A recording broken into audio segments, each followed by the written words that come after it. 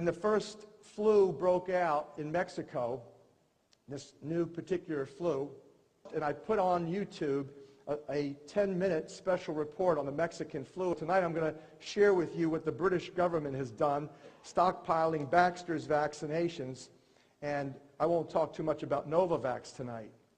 What we're dealing with is an Anglo-American genocidal operation. The vaccine pipeline runs from Britain to the U.S., as does control over intelligence agencies through naval research, naval intelligence, MI6 to CIA, Mossad on down. This is a summary of oral evidence from Dr. John Wood and James Robertson from the National Institute for Biological Standards and Control, the NIBSC, here in the UK. These folks are your top officials, not only in the UK, but the top officials for influenza, directing the World Health Organization's response and vaccination agenda for the WHO, the World Health Organization.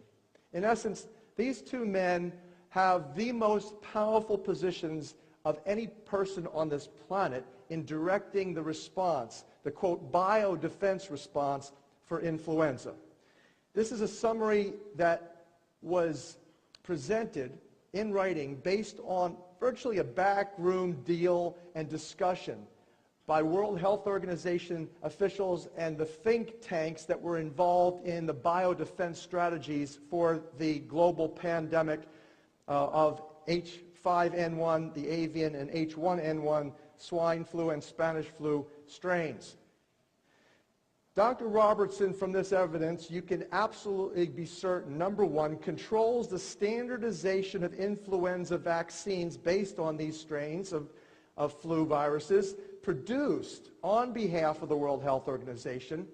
These two guys are at the forefront, and Robertson, I believe, based on what I've been reading of him, as the foremost, involved in the serological testing of vaccine trials for these agents internationally, prepare these strains of influenza viruses for these trials, select all strains of viruses used in flu vaccine research and development on behalf of the EU, the Economic European Union, prepare and distribute selected influenza viruses on behalf of all the vaccine manufacturers.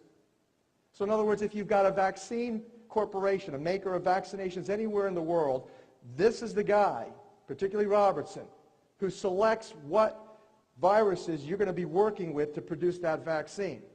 Prepares and distributes then also selected influenza viruses on behalf of these vaccine makers.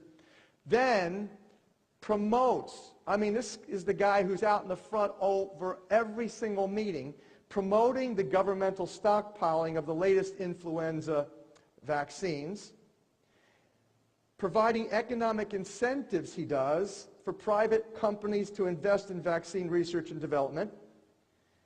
He basically proclaims poverty and how it is sad that we don't give enough money to governments for vaccine research and development.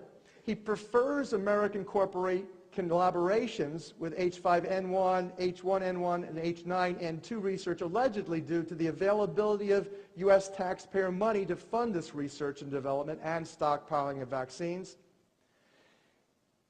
They introduce laboratory flu viruses. Unassumingly, they don't call them viruses anymore. They call them, quote, mock-up files, or similars. Similar in that they're laboratory recombinants, genetically modified, mutated, hybridized, new laboratory creations that they don't even want to alert or alarm the public, so they have new names, new terminology for them. So mock-up files is the new term for new man-made laboratory viruses used for vaccine research and development.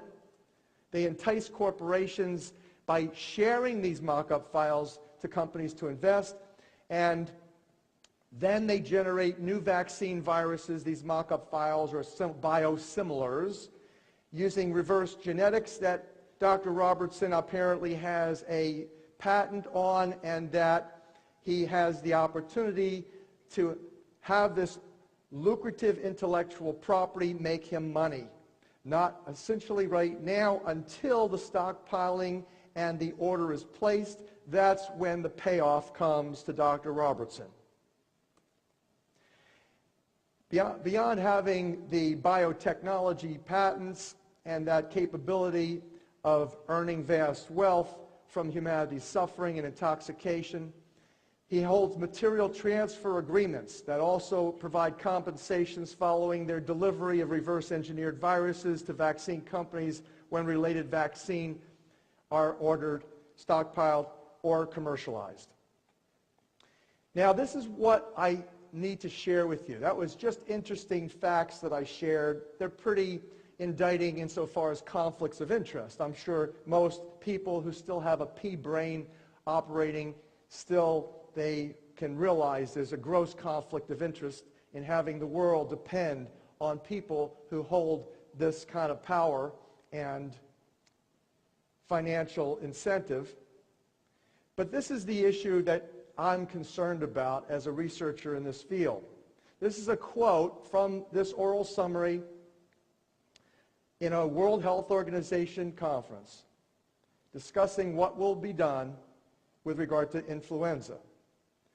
They were asked, Drs. Wood and Robertson were asked their opinion regarding the, quote, priming of human populations. Now, this is a quote, ladies and gentlemen. This is a quote from that paper. Quote, Drs. Wood and Robertson were asked their opinion regarding the priming of human populations for pandemic flu using live viral vaccines and if they consider it to be a good idea, end quote. This question was asked in 2006, just 3 years ago.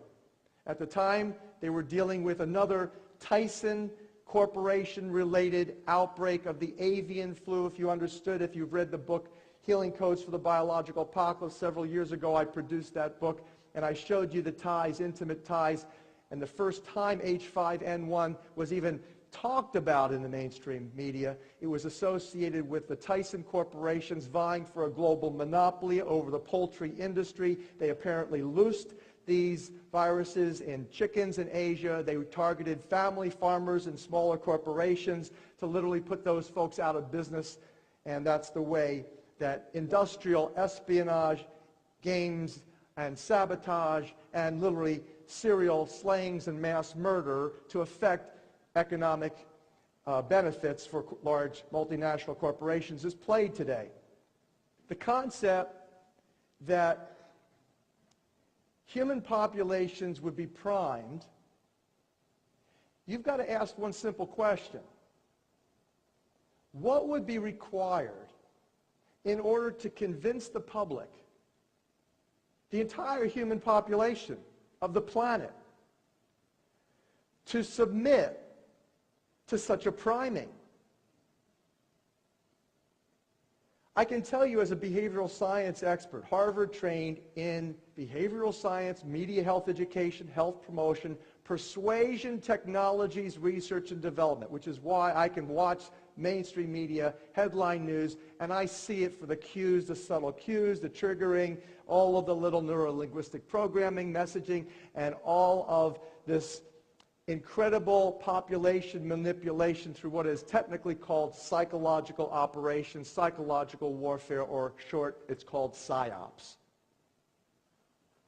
And I can tell you that there's no way in hell that they would ever be able to convince the global public to submit to a priming of these mock-up files or biosimilars laboratory viruses. So you have got to understand that if they were going to loose these beasts, they would have to do it via a psychological operation such as what you're witnessing, which is standard protocol. Psychological operation is part of the United States War College's recommendations following what was called the revolution in military affairs and the conducting of, quote, non-lethal warfare. Now, you follow the chemical intoxication with the biological exposures, and now you have something that is foolproof in terms of genocide. You'll never be able to pin it down to one agent, therefore you've got no liability. Total freedom, no potential liability whatsoever to all of the vaccine industrialists and all of the drug industrialists. There's no liability now whatsoever. There is a complete legislative freedom to conduct genocide.